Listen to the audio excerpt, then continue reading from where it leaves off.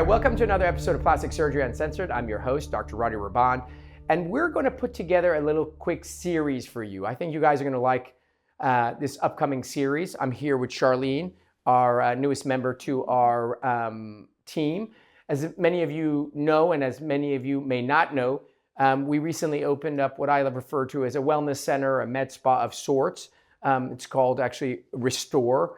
And in that wellness center or med spa, one category is aesthetics. And we're going to sort of do a multiple part series where Charlene and I kind of hit each of the menu of services that we provide and do so in a much more expanded way for you.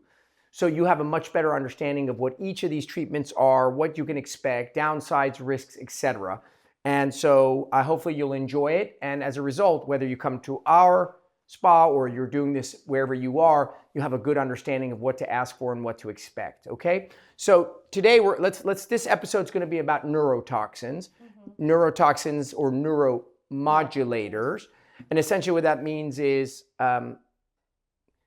drugs that we inject, and as a result of injecting them, they modulate or affect the muscles, which then affects the wrinkles. And the most famous of such is Botox. Actually, I am guilty of using the term Botox as a ubiquitous term, even though we're going to talk about the different brands.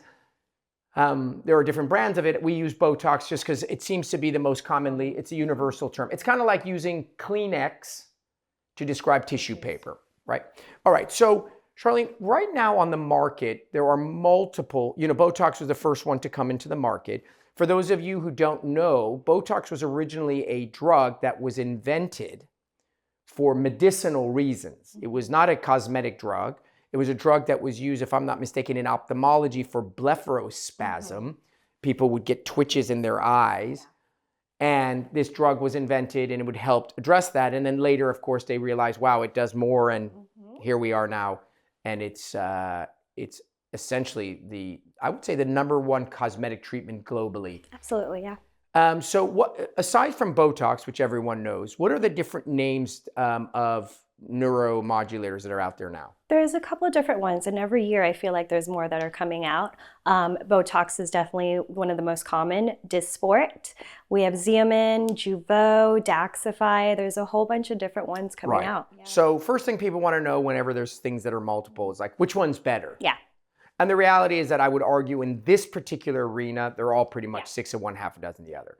For several reasons. Number one, the main reason they're all the same is because the actual active drug, the drug, is the same drug. Yeah. It's botulinum toxin A derivative. And so the same would be equivalent of ibuprofen, Motrin, and Advil, which is better. Yeah. People come to me and they're like, oh, Advil's so much better. It's like, it's the same drug. Yeah, that's exactly how I explain it to patients too. When they ask me, I say it's all about preference.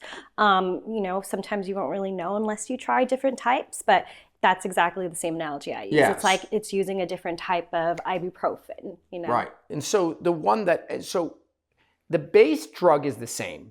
However, where the little bit of nuances come is in the way that the drugs are carried, the carrier, meaning inside the drug, and then also how each provider reconstitutes them. In other words, they come in as a powdered form. You add saline. That saline then reconstitutes it. The degree of the dilution equals the strength. So for example, you may go to one med spa and you're like, well, dude, the Dysport didn't work. Then I would assure you if Dysport didn't work, it was the way they diluted it. Because Dysport's going to work. Daxxify is good. They're all going to work. They'll work differently. But I think a bigger issue is who's injecting you and how do they dilute it? In other words, the concentration of the drug. We, in general, Charlene and I are partial to Dysport. The reasons why I've used Dysport as soon as it came out, and the reason I like it a little more, again, they're all the same, a little more than the other ones is I feel that it kicks in a little quicker. Maybe, what do you think? About 3 days? 3 days to 5 days, we would say. I felt like Botox took like 5 to 7 days. Second, I feel like the Dysport, pound for pound, is a little stronger. So if I put in 5 units of Dysport, 5 units of Botox, technically the way the numbers work, it's 15 units of Dysport. But let's just say for all intensive purposes, the equivalency, I feel like the Dysport sort of lasted a little longer. Did you get that experience? Yeah, for me personally, that's how I felt about it. Yeah. And then the other thing I like about the Dysport was that, and this actually turned out to be something that people hated about the Dysport originally, it spreads a little more. And so if you reconstitute it with too much saline, in other words, I want to put a dot of Dysport here above my brow. If it's too dilute, I have to put a lot of fluid and it spreads. And initially when it first came out, myself included, I was diluting it the way I was diluting Botox, and I had some not desirable outcomes. People immediately blamed the Dysport. Again, you should blame the provider. And now that I use a very much more concentrated form, I feel like the reason why I like it is when you put Botox, the drug goes and it works in a very finite space. So the space right next to it, I feel, is a bit more abrupt, like it's on, off, on, off. Whereas the Dysport kind of like Spread, it has like a really nice diffusion. A diffusion to it, exactly. And that's how I even felt when I had it done on me personally. I've had Botox done the very first time and I felt like it was very harsh. Yeah. But with the Dysport, it really was a soft effect, but it gave me the exact type of results. Yeah, so I think we both agreed on that in general. Again, doesn't matter. If you're going to a spa and they're injecting you with Daxxify, as long as you like the outcomes and the price point is about the same, that's really good. The next thing about these drugs is people want to know, let's talk about where we can use them. So where are the areas what I would consider the core areas that we would use the neuromodulators? Yeah. Core areas would be the upper third of the face. Right. So it'll help with the forehead lines, the frown lines, and then the crow's feet. Yeah. So we call them the number 11, people who do a lot of frowning, right in the middle of your eyebrows. Those are the muscles, are the corrugators. And if you see, they kind of move inwards. Some people have an additional muscle called the procerus, and it pulls down, so it has a line across the nose. There is the forehead, the frontalis, and then of course the crow's feet, which are on the side. And I think those are tried and true. And those are areas that when people ask me like, oh, I've never done Botox before, what areas do you suggest? I always suggest those 3, even if one of your 3 areas is worse than the others. So I don't generally tell people to just do their forehead or just do their corrugators. The reason being is that I feel, and I don't know if you've experienced it, that when I inject one area, I find like the other area gets a little worse because people are trying to still animate without knowing it, and it's just isolated. And it just overcompensates. When you relax one area, the other area is going to overcompensate and have a stronger pull. Yeah, so those are the 3 tried and true areas. But there's a boatload of areas that people inject now. I myself, I've always been more conservative, and I like things that I think are consistently awesome, not usually awesome. So the other areas that people do, I think, that are effective, one, I think Masseters are effective. Definitely. I think the problem with Masseters is over-injection. Yeah. It's a muscle you need. Yeah. Right? You don't need your frontalis. And it's very common right now to do a lot of Botox in the masseters because people want that cosmetic effect of that facial slimming. But even for me in my practice, I don't like to do that. I always question the patient. I'm like, is this going to be for cosmetic reasons or therapeutic? Right. So why does one do the masseter? Right? Yeah, so for me, I like to treat the masseters therapeutically. If someone has strong masseters, if they clench a lot, if they have TMJ, if they just want a little bit of relief from that area, doing the masseters with Botox could really relieve some of the pressure in that area. So we found that it affects migraines. We found that it affects grinding and teeth decay, right? I've had patients who have broken through mouth guards. Yeah. We found that it affects TMJ, which is directly, and we found that it affects just regular garden variety headaches. So in that regard, I think it's really effective. The problem is that as you inject the masseter, it's a muscle. and it will start to soften and it becomes slimmer. And actually, in my opinion, aesthetically, it looks worse. The reason I don't like it is that we do everything we can aesthetically to create a strong jaw. Yeah. And the muscle in some people is a critical part of that angle of the jaw. And I think when you over inject and really melt that muscle down, I think that it affects chewing, which is what the Masseter was designed for. Two, I think it softens the angle so much that you lose that transition and your mandible kind of just blends into your neck. The reason it became very popular aesthetically is actually in the Asian community, right? Because they're one of the only, really the only community who has a lot of jaw angle and maybe could benefit from a little bit of so-called slimming. But that's more of a Korean, like they like heart shape, not square shape. But I would tell you 99.9% of the times I'm aesthetically striving for an angle. Yeah. So I would caution you, I think I never inject more than 15 units. So it's usually 10 to 15 units. You see most people, they're dropping 25 units per side or more. I think you're gonna get into trouble. Another area that I find really effective is injecting the chin pad, right? And why would we inject the chin pad? For this little dimple. Yeah, I call it cobblestoning or peau d'orange. Peau d'orange is orange peeling, and it usually occurs for people who are straining. This muscle, the mentalis muscle, helps keep the mouth shut, and some people just animate, forcing their lips together. It's a little overreactive, and some people don't realize that they even tend to do it. 99% of times where I do chin, I mention it.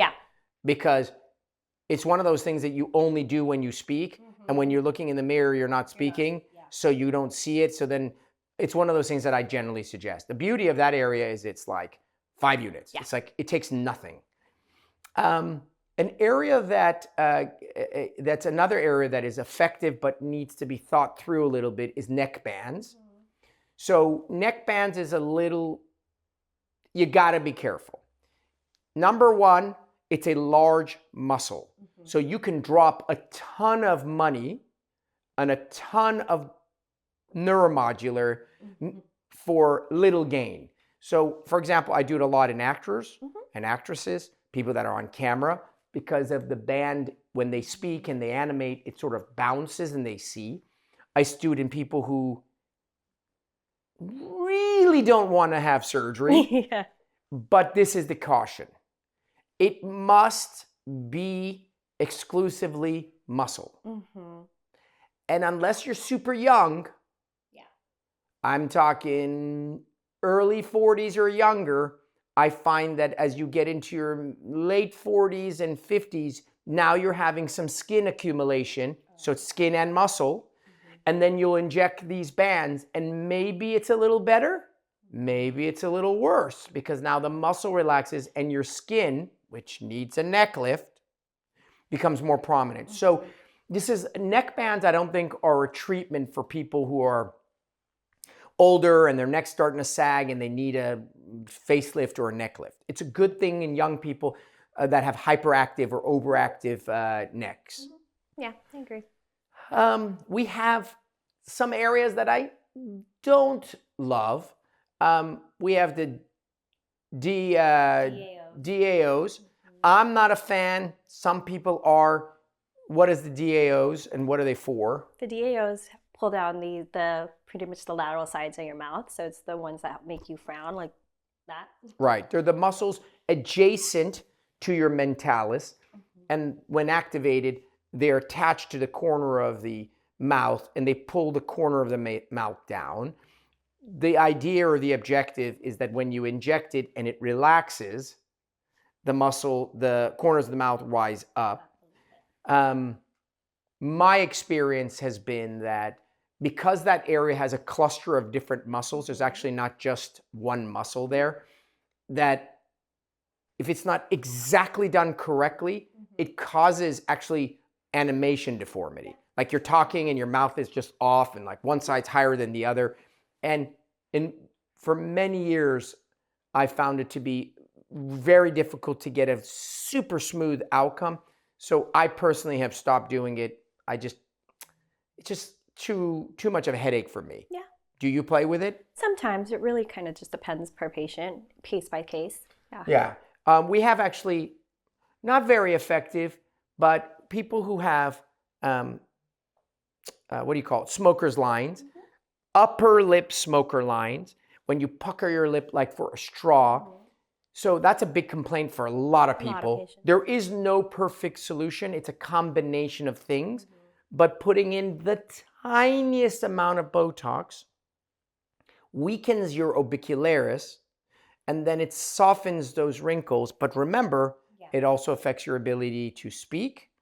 It affects your ability to pucker, and more importantly, whistle or drink from a straw. So when I say tiny, I mean tiny. What other areas are there that are sort of more random that people do? The Barbie Botox traps. Definitely, in my opinion, a disaster. Yeah. No.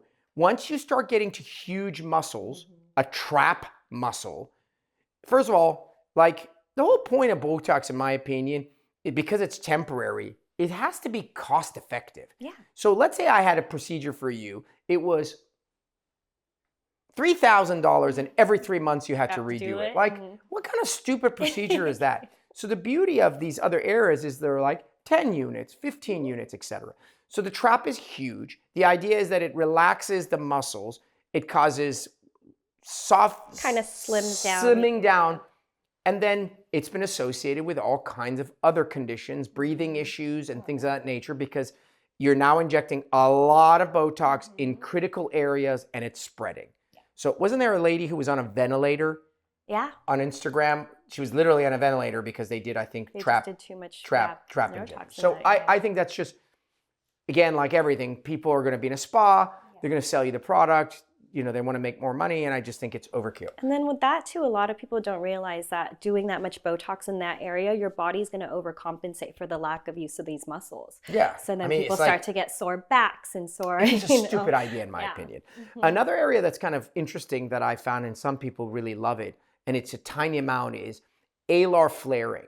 So some people, when they speak or they talk, their nostril, the roundness of their nostril flares. It's a muscle we use for deep breathing. Like if I ran a marathon, at the end I'd be, and my nostrils, but some people just do that in conversation.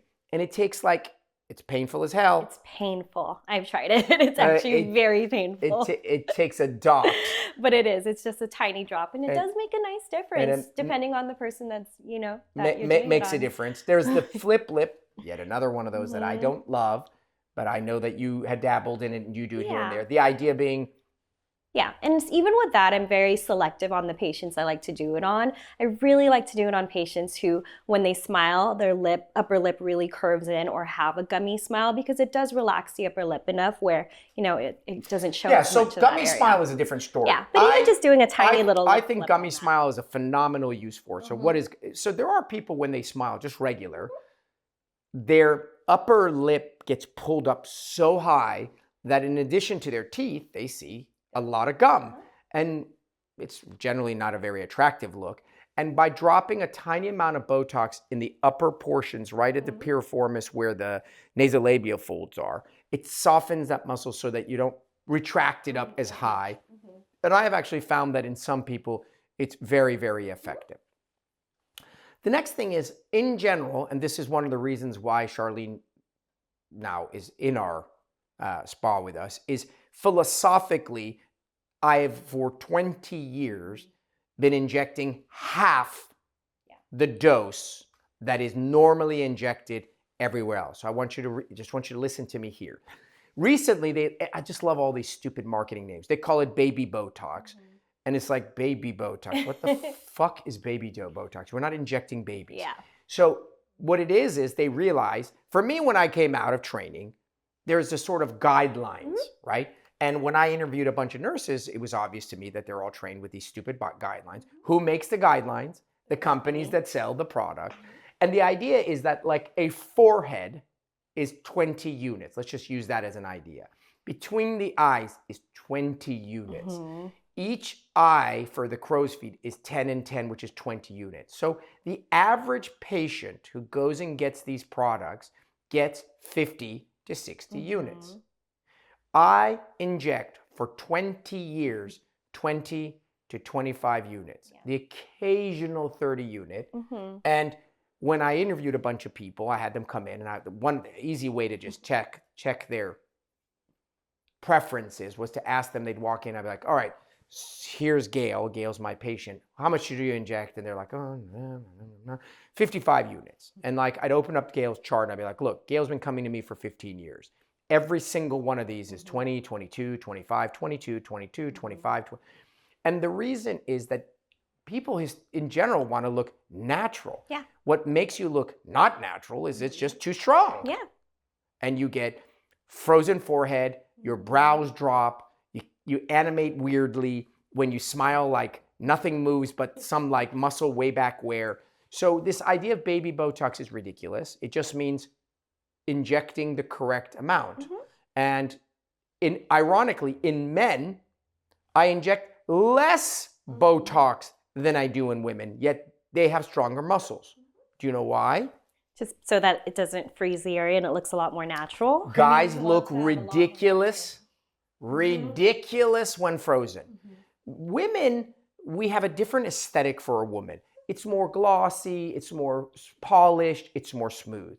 Men, the reason we do Botox is to just slow down the wrinkle formation. So number one reason why I inject less in men than women is they just look odd. Sort of that whole masculine element of them goes away. The second reason is because in general, men's brows, a man's brow sits lower than a woman's brow. So often if you meet a guy and you're like, hey, have you tried Botox? Oh, no, I'm never doing that again. Well, what happened? Oh, my brows were so heavy. And well, that's because you went to someone, they injected you with Botox, they relaxed the muscle and it dropped your brows. And as a result, you hated your experience and now you stay clear of Botox when in reality you should be staying clear of that injector. Okay, so that's that. Another thing that we need to clarify about, which I hear almost every day, which I don't hear anymore because you hear it now, but is the idea is like, hey, Dr. Rahban, can you put some Botox right here on the outer brow? Why would you want me to inject you there? I want my eyebrows to go up. So wait, you want me to put Botox in the corner of your eyebrow so your eyebrow goes up? You do know that if I put Botox in the corner of your eyebrow will go down, right? Wait, what do you mean? So let's talk about this idea of brow lifts. So when you put Botox, and again, we're using Botox as a global term, anywhere, it paralyzes that muscle. Then that muscle doesn't work. Then what that muscle was doing, it doesn't do anymore. So your forehead muscle lifts up your brow. So anywhere you inject, it drops the brow. Yeah. So how do we get a brow lift then? It's certainly not from putting the Botox where you want it lifted, right? So tell me how we get a brow lift then. I do a little bit on the orbicularis oris because that is a muscle that does do a little bit of a depression. So remember, Botox does the opposite of what it's supposed to do. So oftentimes if you do a tiny drop there, it'll just give a little eye-opening effect. Right. So the two ways that you can raise the brows that can be done individually or together is one, knock out the orbicularis, which is the crow's feet, which then relaxes, right? Relaxes, and that lets the brow free and goes up. And or inject the middle of the forehead and not the outer part. And that allows the middle not to move and the outer to move, which will then lead it to lift higher. So it's a dial. In some people, that's exactly what they don't want. And that's exactly what they tell me they want to avoid, is that Spock look. I don't want my eyebrows in the up in the air. And in some people, their brows are super flat, and that's what they're begging for. So that's why your provider needs to say, hey, you're a bad candidate for raising brows, and you're a great candidate for raising brows. I've had injectors want to raise my brows every time, and I'm like, do you see these brows? These are natural. I'm like, I do not need a brow lift whatsoever. Please do not touch those. It's going to look, I'm going to definitely look odd and surprising. Yeah. All right, so let's go over what is when a patient comes in, they're having Botox done for the first time. what is the recovery, so to speak? Because like, oh, there's been so many things about what I can do and I can't do and whatever. So what do you tell them is their recovery? Recovery is very mild with Botox. You could come in and do it. It takes about 5-10 minutes to do. And afterwards, you might have a little bit of some tiny little pinpoint bleeding in the areas that were injected, very tiny, maybe a little swelling from the Botox itself, but those bubbles will go down in about 20 minutes. Other than that, the rest of the day, you're pretty free. I just recommend patients don't go to the gym right afterwards, no hot tubs, sauna, steam rooms, lay upright for about 3 to 4 hours, but pretty mild. Can return to your normal activities the next day. Yeah, so here are the things that, number one, if done correctly, you should come in, inject, go back to work within 30 minutes. Number two, usually, I would say in all the Botox I've done in 20 years, maybe 1% of people get bruising. Yeah, very little. It's very unlikely. Number three, you can resume everything you were doing. Oh, I heard I can't do this. No, I can't. You can do everything. The only thing we suggest, and this is really more of a suggestion, is we just injected you with this drug that is sort of going to attach to something. It's going to attach the muscle. So we highly suggest you don't do things that make you sweat a boatload early on, right away. So exactly, I wouldn't go and do like a major cardio class. I wouldn't go in a sauna, steam shower, jacuzzi, whatever, because you're heating up.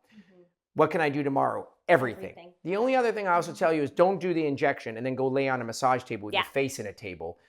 Point down, pressure on your face for 3 hours that same night. So other than that, go to a dinner, go to a movie, put on makeup, whatever. So it's really actually a very simple and easy recovery.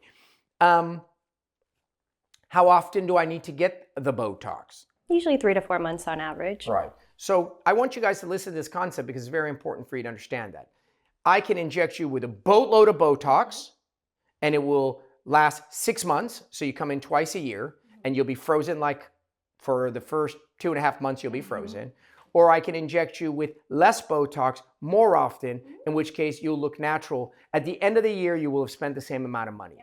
So the idea is less more often than more less often. And the less I inject more often, the more natural you will look. So we have found that happy place where I'm not in here every 3 weeks and I'm not coming in every 6 months is 3 to 4 months. Right around 3 months, it'll start giving way so that when you get to 4 months, you're due and there's probably 10 to 15% of it still left. And you kind of just hit it again and let it go and hit it again and let it go. So that's usually the time frame that we would suggest, which is at best 3 times a year is really what it takes. Let's talk quickly about complications. So complications, what could go terribly wrong? Honestly, really bruising, if you can bruise for a couple of days, but again, like you said, that's going to be very minimal. Other than that, I mean, unless you have a severe allergy, I haven't really seen any complications unless it's overly injected. Yeah. So the things that can go wrong are very, very minimal. You have to remember something about this drug. This drug has been around for now 30, 40, I don't know, many, many years. And it's been injected in over billions of people. So let's take any drug and let's say the complication rate of a drug is, I don't know, 1%. I make it up. That is a lot of complications. Yeah. Right? It would be on the internet, it'd be everywhere. So the reality is like 0.00 something. The things that are injector driven are someone can over inject your brows and then your brows drop. And now you're like, damn it, my brow is so heavy. Hey, Dr. Rahban, I need you to fix this. There ain't no fixing it. Yeah. There is a drug that was recently discussed where it can reverse Botox, but I don't think it's made it to the market. So for now, and has been forever, you own it for 3 to 4 months. The second thing that can happen, which is 10 times worse than dropping your brow, is you can drop your eyelid. Then you're really pissed, which means the muscle that keeps your eyelid open, the levator, is right underneath your eyebrow. So if someone injects you right over your eyelid and it's too much or it spreads, it'll drop into your eyelid and then it'll knock your eyelid out. And then your eyelid will be droopy and you'll be really annoyed for a couple of months. Yeah. That's the next thing that happened. It's pretty bulletproof. Yes, bruising is usually, if you're bruised and you're like, every time I go, I'm hella bruised, something's not right. Yeah. Either you have a bleeding disorder or your injector's a hack. But it should be boom, boom, boom, boom, in, out, and you go about your business. But yeah, other than that, I say majority of the times, even if you absolutely hate the Botox, it'll wear off in 3 to 4 months. Everything goes back to normal. So yeah. I mean, the one beauty of Botox is that it's 100% reversible. And so if you have a bad experience, and my suggestion to you is if you did Botox and you had a bad experience, you should just go to another provider, not eliminate Botox. It's just too valuable a tool to help you maintain a overall beautiful aesthetic. So here is my philosophy about Botox. And I think this is really important for you to understand. Who should do Botox? Everyone. Wait, come on, Dr. Rahban. Everyone? Everyone. At what age? Mid-20s. Yeah. What? So here's the basic principle. Botox is misnamed as preventative. Preventative means I do something and it prevents something from happening. It is not preventative. It is delayative. It delays something from happening that will happen. So we know for a fact that every human being, after 1,247,204 animations, meaning moving my eyebrow, smiling, then makes a wrinkle that is temporary, like my son makes wrinkles when he smiles, and then when he's not smiling, he's porcelain smooth. At the age of 37 or whatever, that wrinkle he has will become permanent. He'll not smile, you're just standing here, and there it is. Look at that wrinkle in your forehead. And then after a certain period of time, it's etched in. It's actually a scar. It is embedded in your dermis. So, if there's a treatment that's relatively affordable, relatively low risk, easy to do, that eliminates or slows down the progression of these wrinkles, why on earth wouldn't you do it? And so the reality is the sooner you start, the longer it takes for those wrinkles to become permanent and irreversible. If you show up in my office at 60 and you've never done it before, I cannot get you to a place where you're going to be like, oh my God, that's beautiful. The Botox will help a little bit. Then I got to resurface your skin. Then I got to inject the wrinkles with filler. However, if you come here and you're young and I don't need it, precisely, you don't need it. You're not doing it because you need it. You're doing it because you will need it.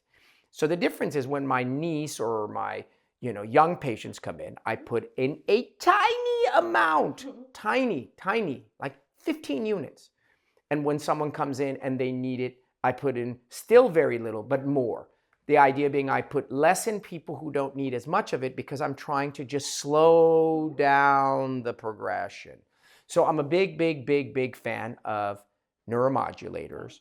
I think that the key to our success, mine and now yours, is the number one key to neuromodulators is less is more. That's all you need to do. Literally, oh my God, Dr. Rahban, I'll go nowhere else. You're incredible. And I keep telling them, it's just, I'm really conservative.